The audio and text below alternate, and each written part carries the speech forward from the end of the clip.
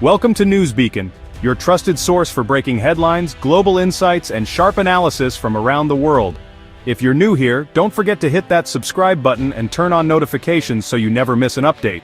In July 2025, the Philippines faced one of its most harrowing monsoon seasons in recent memory. Relentless rains and powerful typhoons battered the archipelago, turning once familiar streets into rivers and peaceful villages into scenes of chaos. The skies darkened for days, and the sound of rain became a constant, ominous drumbeat that echoed the growing fear in every household. For thousands of families, these storms brought more than just water. They brought heartbreak, uncertainty, and a devastating story of loss that would ripple through generations. The floodwaters surged with terrifying speed, swallowing entire communities in a matter of hours. Streets disappeared beneath muddy torrents, homes were swept away, and the familiar landscape was transformed into a vast, unrecognizable lake of destruction. But for many, this was not just a natural disaster. It was a tragedy made worse by human hands. A man-made catastrophe fueled by broken promises, neglected responsibilities, and a system that failed its people when they needed it most. The toll was staggering. Over 26 lives were lost. Mothers, fathers, children, each one a story cut short, each family left to grieve in the aftermath. More than 300,000 people were forced to flee their homes, seeking shelter wherever they could, schools, churches, and makeshift evacuation centers overflowing with the displaced. Families clung to one another, uncertain if they would ever return to the lives they once knew. Nearly 3,000 homes were damaged or destroyed, leaving countless families with nothing but the clothes on their backs and the hope that help would come. The disaster laid bare the vulnerabilities that billions of pesos in flood control projects were supposed to fix. Instead of protection, these projects stood as unfinished, crumbling reminders of what could have been, if only promises had been kept. Across the region, rusting equipment and abandoned construction sites became symbols of betrayal. The very barriers meant to shield communities from disaster had failed, amplifying the suffering and fueling outrage among survivors. In the aftermath, citizens voiced their anger and disappointment. They felt abandoned by a government that had promised safety and security, only to deliver empty words and broken infrastructure. The floodwaters did more than destroy homes. They washed away the illusion of integrity in public works, exposing deep-seated corruption and negligence that had festered for years beneath the surface. This catastrophe became a turning point, sparking a nationwide investigation into corruption and demanding accountability from those in power. For the people of the Philippines, the true cost of a broken promise was measured not just in pesos, but in lives lost, homes destroyed, and trust shattered. At the heart of a growing national controversy stands Discaya, a figure who has come to be known in the media as the Flood Control Queen. Her name has become synonymous with both ambition and scandal, as her story unfolds across headlines and Senate hearings. Once a relatively unknown face, Discaya is now at the center of a storm that has captured the attention of the entire country. Discaya's journey is nothing short of extraordinary. She began her career as a nurse, working long hours in crowded hospitals, caring for patients and earning the respect of her peers. But her transition from the healthcare sector to the world of construction was both astonishing and, to many, deeply suspicious. How did a nurse with no background in engineering or infrastructure suddenly become a major player in one of the country's most lucrative industries? Alongside her husband, Discaya quickly built an impressive business empire. The couple now controls a portfolio of 9 construction companies, each one seemingly more successful than the last. Their rapid accumulation of wealth and influence has left many observers questioning the legitimacy of their rise. The speed at which their companies expanded into the highly competitive construction industry was unprecedented. In just a few years, they went from relative obscurity to dominating government infrastructure projects. This meteoric growth, while impressive on paper, raised immediate red flags among industry insiders and watchdog groups. As their fortunes grew, so did their public profile. Reports began to surface of the couple's lavish lifestyle, luxury cars, sprawling mansions, and exclusive parties. These displays of wealth stood in stark contrast to the devastation experienced by communities affected by failed flood control projects, fueling public outrage and suspicion. Discaya's companies managed to secure a staggering number of government contracts, particularly those related to flood control and disaster mitigation. These projects, meant to protect vulnerable communities, became the centerpiece of her business empire and the focus of growing scrutiny. What was once celebrated as a rags-to-riches success story is now being dissected as a possible case of exploiting political connections for personal gain. Allegations have surfaced that Discaya's close ties to influential politicians may have played a crucial role in her company's rapid ascent. Despite her repeated denials and public statements asserting her innocence, skepticism among the public remains high. Protests have erupted and the media continues to dig deeper into her business dealings, searching for answers. Now the narrative of Sarah Discaya's rise is being re-examined, not as a tale of entrepreneurial triumph, but as a cautionary story of alleged corruption, political favoritism, and the devastating consequences for ordinary Filipinos left vulnerable to floods and broken promises. Sarah Discaya's business empire is a complex network of companies. This web allowed them to win numerous government projects. Investigators are examining these companies to understand their operations.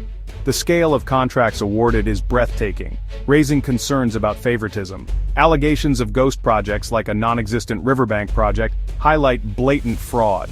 The investigation focuses on identifying ghost projects and poorly constructed ones. It's about dismantling the ecosystem of collusion that enabled such corruption.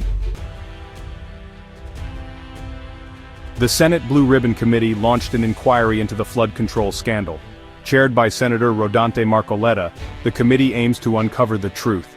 Subpoenas were issued to key players, including Sarah Discaya's husband. The committee requested fraud audit reports from the Commission on Audit.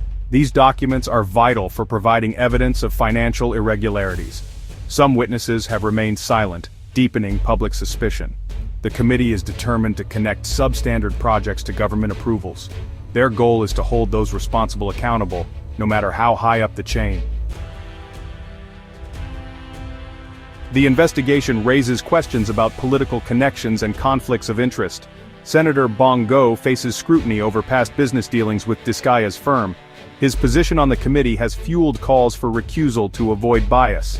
Senate President Chiz Escudero's campaign finance records are also under scrutiny. The Senate's cautious approach contrasts with the House's confrontational probe. The public questions whether the Senate can deliver justice amid political allegiances. President Ferdinand Marcos Jr. has taken a proactive role in exposing the scandal. His inspections revealed glaring anomalies, transforming allegations into reality. In his State of the Nation address, he called out corrupt officials and contractors.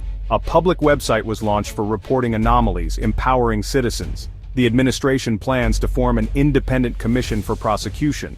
This move aims to ensure the scandal leads to concrete legal consequences. The president's actions signal a commitment to confronting corruption head-on. The flood control queen scandal has ignited a wave of public anger that is sweeping across the Philippines like a storm. In city centers and rural towns alike, the outrage is palpable, uniting Filipinos from all walks of life in a shared sense of betrayal and frustration.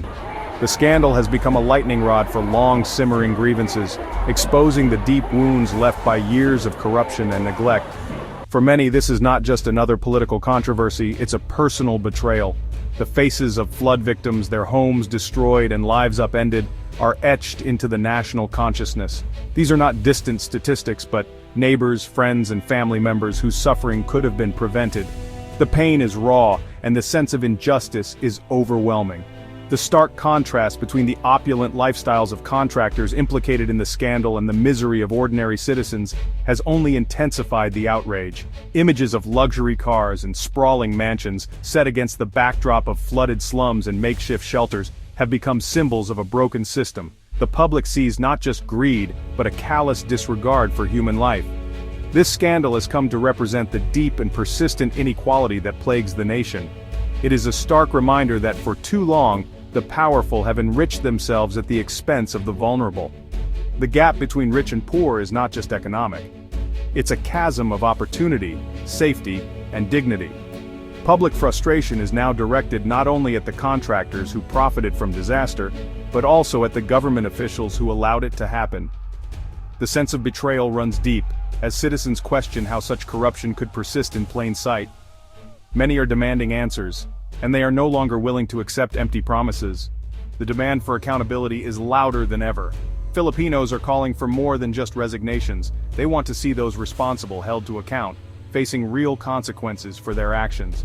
The public is united in its insistence that justice must be served and that the cycle of impunity must end. But the anger goes beyond individual punishment. Protesters are demanding the return of stolen funds, and they are calling for sweeping reforms to ensure that such tragedies never happen again. There is a growing recognition that only systemic change can address the root causes of corruption and neglect. The pressure is mounting on President Marcos Jr. and the Senate to take decisive action. The eyes of the nation are fixed on its leaders, waiting to see if they will rise to the challenge or fall back on old habits. The stakes could not be higher, as the credibility of the government hangs in the balance. Across the country, Filipinos are glued to their screens, following every development with a mix of hope and skepticism. The patience of the public is wearing thin, and there is a growing sense that this moment could be a turning point for the nation. The anger in the streets is not just a passing storm, it threatens to become a political flood, one that could sweep away those who stand in the way of real change. The message from the people is clear. Inaction is no longer an option. This scandal is more than a call for punishment, it is a demand for a new beginning. Filipinos are rallying for reforms that will build a more just, transparent, and accountable society, one where the powerful are no longer above the law. In the face of adversity, the people are united in their demand for a renewed commitment to integrity and justice. The nation stands at a crossroads, and its future will be shaped by the courage and determination of its citizens. Civil society voices, including the Catholic Church, demand moral reckoning. Cardinal Pablo Virgilio David calls on the youth to expose injustice and shame corruption. His message resonates in a country where faith plays a central role. Youth groups respond enthusiastically, organizing forums and campaigns. The church and youth create a potent force, keeping the scandal in the spotlight. They demand not just punishment, but a fundamental renewal of integrity and justice. The Senate Blue Ribbon Committee's next hearing is crucial for the nation's future. The committee aims to expose the truth and create a foundation for legal action. Criminal charges against Sarah Discaya and others are likely. The evidence will be forwarded to the Ombudsman and Department of Justice. The road to conviction is challenging, with powerful individuals likely to resist. The justice system's ability to deliver impartial verdicts is under scrutiny. The scandal offers a rare opportunity for genuine, lasting change. Comprehensive reforms in public procurement and oversight are needed. The choice is clear: fix the system or allow corruption to continue.